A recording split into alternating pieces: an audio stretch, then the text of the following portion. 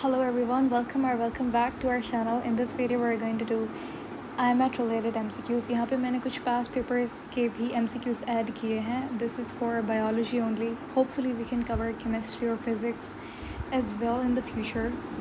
So without any further ado, let's start. हमारे पास question 1 है, which of the features below may be present in both prokaryotic and eukaryotic animal cell. इनमें से ऐसी क्या चीज़ है जो कि दोनों तरीके के सेल्स में आपको मिलेगी. ग्लाइकोजन हमारे पास स्टोर्ड फॉर्म होती है ग्लूकोज की एनिमल सेल में, ठीक है. सेल वॉल एनिमल सेल में नहीं होती, प्रोकैरियोटिक में होती है. डीएनए इन लूप्स, यहाँ पे डीएनए दोनों के अंदर डिफरेंट होता है. अगर आप इसका देखें तो यहाँ पे हमारे पास लीनियर डीएनए है, प्रोकैरियोटिक का सर्कुलर डीएनए होता है, ठीक है. हाँ, साइटोप्लाज्म कंटेनिंग राइबोसोम्स, ये बिल्कुल सही ऑप्शन है. तो ये हमारे पास this is the right option, क्योंकि साइटोप्लाज्म दोनों सेल्स में होता है, राइबोसोम भी यूकैरियोटिक प्रोकैरियोटिक दोनों में होगा. हाँ, टाइप ऑफ राइबोसोम डिफरेंट हो सकता है. जैसे यूकैरियोटिक सेल के अंदर जो राइबोसोम होता है वो 80S साइज़ का होता है, प्रोकैरियोटिक के अंदर 70S का होता है, ठीक है. ये क्वेश्चन भी पूछा गया है पिछले पेपर्स के अंदर. सो ये भी आपको याद रखना है कि 70S वाले का फिर जब 70S का आप देखेंगे ना, सब यूनिट, लार्जर सब यूनिट और स्मॉलर सब यूनिट दोनों की अलग अलग साइज़ आपको पता होनी चाहिए. जैसे लार्जर सब यूनिट प्रोकैरियोटिक सेल में 50S होता है और स्मॉलर सब यूनिट 30S होता है. क्लियर हो गया. अच्छा, यूकैरियोटिक के अंदर 80S साइज़ है उसकी और लार्जर सब यूनिट होता है 60S का और स्मॉलर होता है 40S का. ये भी आपको याद रखना है. क्वेश्चन 2 है हमारे पास, which is likely to contain the most mitochondria.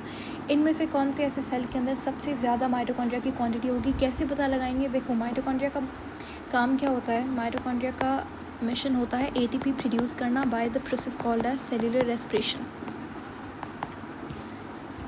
ठीक है. अब जो सेल ज़्यादा एक्टिविटी कर रहा है, दिन रात काम कर रहा है, उसके अंदर फंक्शन रुक ही नहीं रहा, उसके अंदर कंटिन्यूसली कुछ काम हो रहा है जिसके लिए ATP रिक्वायर्ड है, तो वहाँ पे माइटोकॉन्ड्रिया की क्वांटिटी ज़्यादा होगी, क्योंकि उसे कंटिन्यूस सप्लाई ऑफ एनर्जी चाहिए. अब red blood cell, lymphocyte, cardiac muscle cell, epidermal cell और चीक सेल. अब आप खुद बताइए इनमें से ऐसा कौन सा सेल है जिसके अंदर फंक्शनिंग ज़्यादा है, तो उसके अंदर एनर्जी की रिक्वायरमेंट ज़्यादा होगी, तो माइटोकॉन्ड्रिया की क्वांटिटी भी उसके पास ज़्यादा होगी. तो मुझे तो कार्डियक सेल लग रहा है, ठीक है. If you don't agree with this तो आप मुझे नीचे कमेंट्स में बता सकते हैं कि कुछ हमें लग रहा है कि RBC है, या फिर कोई भी अगर आपको लगता है कि कार्डियक मसल सेल नहीं होना चाहिए था.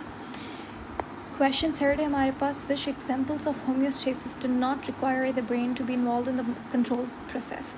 इनमें से ऐसा कौन सा ऑप्शन है जो कि, ये सारे होम्योस्टेसिस के ही आपके पास 3 है ना हमारे पास, 1 2 3.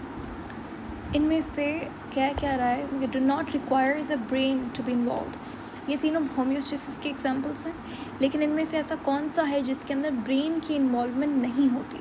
सबसे पहला है टेम्परेचर रेगुलेशन. तो ये देखें, टेम्परेचर रेगुलेट होता है लोकली का मतलब ये कि ब्रेन की इन्वॉल्वमेंट नहीं होती मोस्ट ऑफ द केसेस के अंदर. जैसे कि आपका स्किन में हेयर इरेक्शन होना, ये लोकली एक चीज़ हो रही है. उसके बाद ब्लड वेजल्स क्या होती हैं, अगर हमें हीट को कंजर्व करके रखना है तो ब्लड वेजल्स क्या हो जाएंगी, कंस्ट्रिक्ट हो जाएंगी. अगर हीट को लॉस करना है, यानी कि कूल डाउन करना है बॉडी टेम्परेचर को, तो उस केस में ब्लड वेजल्स क्या करेंगी, डायलेट हो जाएंगी, तो हीट रिलीज़ हो जाएगी. तो ये लोकली ये चीज़ हो रही है, तो यहाँ पे ब्रेन इन्वॉल्व नहीं होगा. तो एक तो मुझे 1 ठीक लग रहा है, ठीक है. ऑस्मो रेगुलेशन के अंदर वाटर कंटेंट ऑफ ब्लड, यही भी लोकली एक प्रोसेस होगा. इसके अंदर किडनी का काम होता है, ठीक है. तो ये इसमें भी ब्रेन नहीं इन्वॉल्व होगा इस कंट्रोल प्रोसेस के अंदर.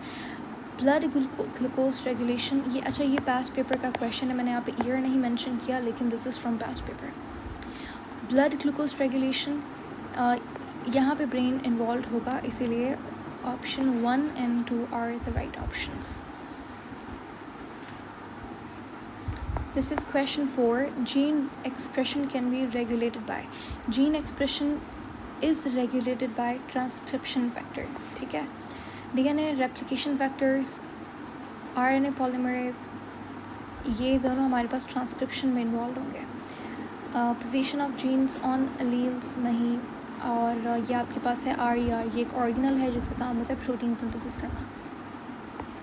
क्वेश्चन 5 है हमारे पास, offspring show a phenotype. Offspring के अंदर फिनोटाइप क्या है? 9331। ठीक है, ये आप जब मेंडल थर्ड लॉ पढ़ते हैं इंडिपेंडेंट असॉर्टमेंट का, वहाँ पे ये फिनोटाइप होता है। ठीक है, तो वो कह रहा है which statements can be true. Two alleles with 2 genes with 2 alleles studied। यहाँ पे 2 जीन्स को स्टडी किया गया और दोनों में क्या है, 2 एलील्स की स्टडी की गई है। देखो यहाँ पे जब आप इंडिपेंडेंट असॉर्टमेंट करते हैं तो वहाँ पे आप डाई हाइब्रिड क्रॉस लेते हैं। तो यहाँ पे आप जैसे डाई हाइब्रिड क्रॉस क्या है, ये देखिए, ये एक डाई हाइब्रिड क्रॉस है क्योंकि यहाँ पे 2 कैरेक्टरिस्टिक्स जो है वो इन्वॉल्व है। ठीक है, सो चलो अब हमें बताना है कौन सी स्टेटमेंट सही है। ऑप्शन 1 मुझे इट्स लाइक, अगला ऑप्शन पढ़ते हैं। ऑल पेरेंट्स हेट्रोजाइगस, दोनों पेरेंट्स क्या है, हेट्रोजाइगस है। ये डिपेंड करता है कि इट इज़ पॉसिबल। ठीक है, ऐसा हो सकता है। ऑप्शन 3 में कह रहा है some offspring had phenotype different to parents.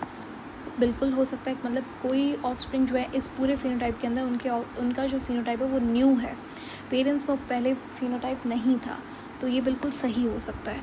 Some parents यानी कि किसी प्रोजनी, किसी ऑफस्प्रिंग का जो फिनोटाइप है वो पेरेंट्स से बिल्कुल सिमिलर होगा, ये भी पॉसिबल है। ये क्वेश्चन को हम यहाँ पे आई पास क्वेश्चन, क्योंकि यहाँ पे ऑप्शंस जो है वो क्लियर नहीं है, मे बी थोड़ा सा टाइपिंग एरर हो गया है, क्योंकि आई थिंक ये क्वेश्चन इस तरीके से होना चाहिए था कि ऑप्शंस अलग से गिवन होने चाहिए थे, तो हम लोग चूज़ कर सकते थे कौन सा ऑप्शन ठीक है। तो उस केस में 3 और 4 मुझे लगता है दोनों ऑप्शंस ये these are best option for this question. Okay, we'll pass this question.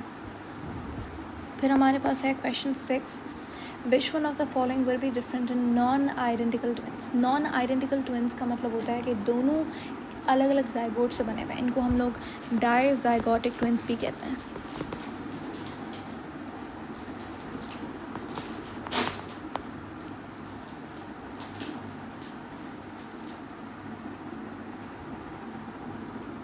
ठीक है, तो इसमें एलील्स क्या होंगे, इन दोनों में एलील्स डिफरेंट होंगे। हमें बताना है कौन सी चीज़ डिफरेंट होती है, तो एलील्स डेफिनेटली डिफरेंट होंगे। अच्छा, मोनोजाइगोटिक ट्विंस जो होते हैं, जिन्हें हम आइडेंटिकल ट्विंस कहते हैं, जो एक जाइगोट से निकलेंगे। ठीक है, आगे जाके जाइगोट बेसिकली क्या होता है, डिवाइड हो जाता है 2 के अंदर, तो वो मोनोजाइगोटिक कहलाता है, आइडेंटिकल ट्विंस कहलाता है। उनमें एलील्स भी सेम होते हैं। ठीक है, यहाँ पे एलील्स क्या होंगे, डिफरेंट होंगे। तो ऑप्शन ए बिल्कुल सही है। ऑप्शन बी भी पढ़ लेते हैं, बाकी ऑप्शंस क्यों गलत हैं देखते हैं। अमाउंट ऑफ न्यूक्लियर DNA दोनों में सेम होगा, टोटल एडेनिन ग्वानिन भी सेम होगा, क्रोमोसोम नंबर तो हर ह्यूमन में सेम ही होगा। ठीक है, 46 ही होगा, जीन्स भी सेम होता है। एलील्स डिफरेंट होता है, जैसे एक की हाइट अगर टॉल है दूसरे की शॉर्ट हो सकती है। ठीक है, तो एलील्स कैन बी डिफरेंट। उसके बाद है question 7, not correct about human chromosome. हमें बताना है कौन सी स्टेटमेंट इनकरेक्ट है यहाँ पे। उनके अंदर रीजन, क्रोमोसोम के ऊपर रीजन्स जिन्हें जीन कहा जाता है होता है, वेरी राइट। DNA और प्रोटीन से बना होता है क्रोमोसोम, बिल्कुल ठीक है।